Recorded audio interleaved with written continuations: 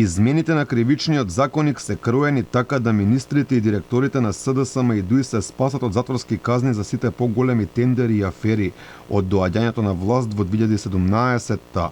Од ВМРО ДПМН велат дека владачката коалиција добила асистенција од Левица која не гласала против измените на кривичниот законник со европско знаменце. Пратеничката Ели Панова порачува дека со ваквиот потек владините коалициони партнери испраќаат порака дека се подготвуваат за заминување од власта и сакаат спас за делата сторени минативе години. Овие законски измени се за аболиција на сите министри и директори на СДС и ДУИ од 2017 година до денес за сите тендери и набавки во РЕК Битола, ЕЛЕМ, МНФ, МВР, буквално за сите кои беа извршители и испомпуваа буџетски пари во милионски износи. СДС и ДУИ се спремаат за опозиција.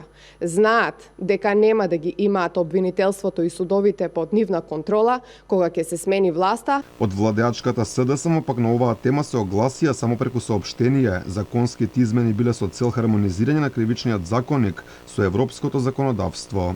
Ова значи зголемена ефикасност и ефективност во борбата против криминалитетот, што е особено значајно. Измената на кривичниот законник е и во насока на хармонизација со европското законодавство, бидејќи со неа се постигнува потполна согласеност со директивата 2014/42 ЕУ за мрзнување и конфискација на предмети и имотна корист остварени со казниви дела во Европската унија.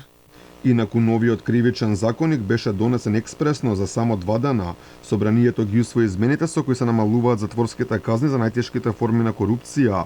За гласаа 48 пратеници, против беа 36 од ВМРО ДПМН, додека еден гласаше воздржано.